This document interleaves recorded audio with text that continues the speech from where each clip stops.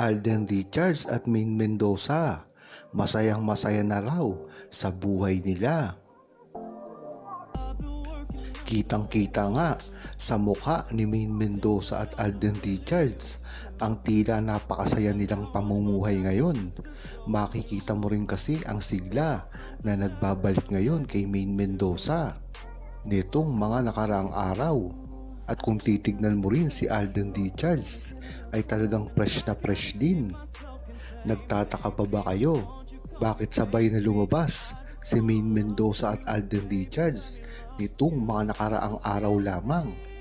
Hindi ba't kataka-taka talaga na tila lagi silang nagkakasabay ng pagkikita sa publiko? Nung una nga ay sa birthday pa mismo ni Maine Mendoza at ngayon naman kasabay-sabay na rin ang paglabas sa publiko ni Maine Mendoza at Alden Richards.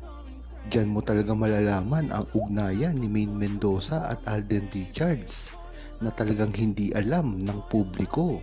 Kahit pa nga ang buong Aldab Nation ay walang kaalam-alam sa galawan ngayon ni Maine Mendoza at Alden Richards na talaga namang ikinatutuwa ng buong Aldab Nation dahil na rin na dapat talaga na magkaroon ng oras si Maine Mendoza at Alden Richards ng pribadong pagsasama nila. Hindi naman kasi nangangahulugan na gusto ng proyekto ng buong Aldab Nation at publiko na gawin ni Maine Mendoza at Alden Richards ay papakailaman na ng buong Aldab Nation ang pribadong buhay nila. Yan naman talaga ang stand ng mga buong Aldab Nation sa simula pa lamang na ang pangpribado nilang buhay ay hindi na pinapakailaman ng buong Aldab Nation. Kaya nga tuwing hindi sila nakikita ay tila tuwang-tuwa pa ang buong Aldab Nation dahil ang alam nila ay talagang pribado lang ang pamumuhay ni Maine Mendoza at Alden Richards.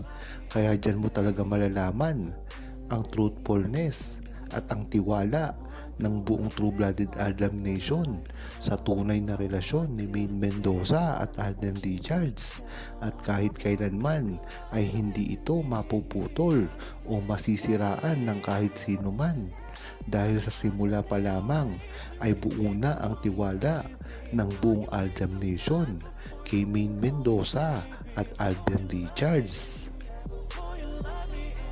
Ayon kay Tamayo, ang hirap lang naman kay Maine Mendoza at Alden Richards ay ang kontrata ng kanilang mga management at network. Diyan sila talaga mahihirapan. Yan naman talaga ang una nilang problema sa simula pa lamang.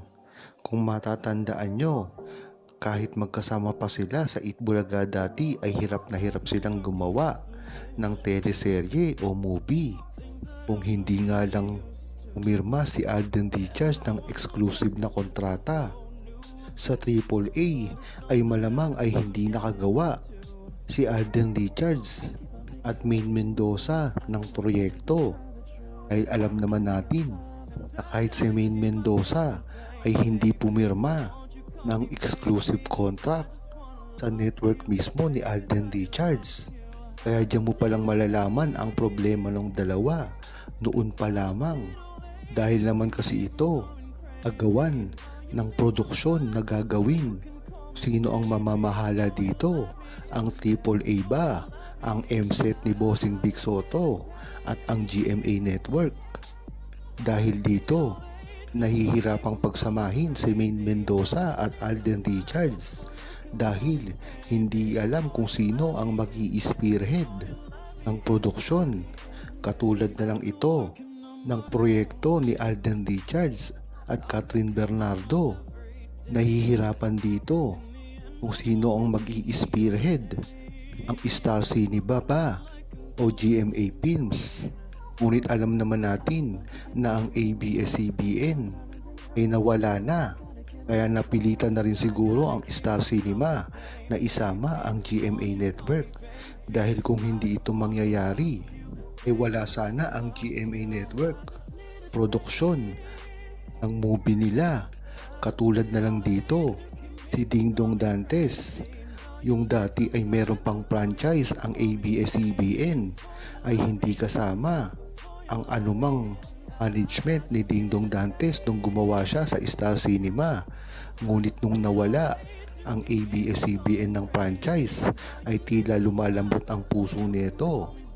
Tila nakagawa pa mismo si Dingdong Dantes ng kanyang produksyon ng Agosto 2. Ngunit iba ito pagdating kay Maine Mendoza at Alden Richards dahil magkasama lamang sa iisang network ang mga nasabing produksyon.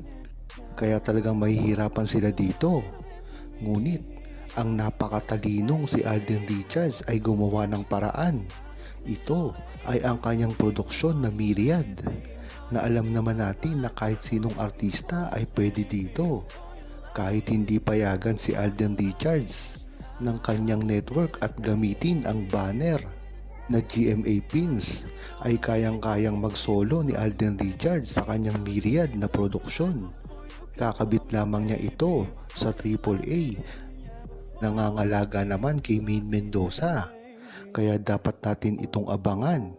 Yan talaga ang tunay na pangyayari kung bakit hindi madalas magkasama si Alden Richards at Maine Mendoza at iisa lamang ang nagawa nilang pelikula at teleserye.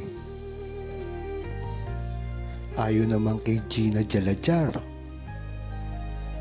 pagkakataon na ngang umamin ni Maine Mendoza at Alden Richards. Pagkakataon na kasing ito na talagang napapansin sila sa publiko ngayon at sikat na sikat silang muli.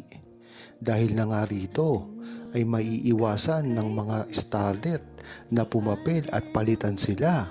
Dahil ito talaga ang tunay na nakakasira sa relasyon ni Maine Mendoza at Alden Richards. Kahit ano pang sabihin nila na pagpapabango sa kanilang mga pangalan ay hindi nila mapapantayan si Maine Mendoza at Alden Richards, let alone malampasan nila ito. Dahil si Maine Mendoza at Alden Richards ay nag-iisa lamang sa industriya.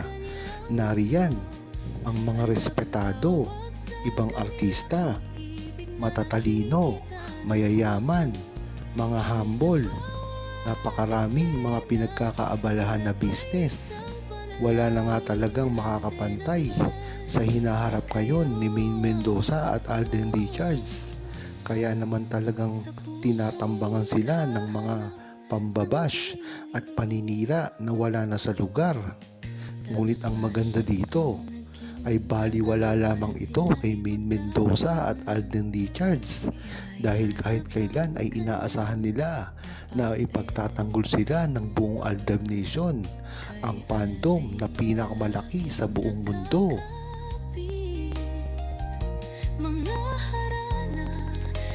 Huwag kalimutang mag-subscribe, comment at i-like ang video na ito. Thanks for watching!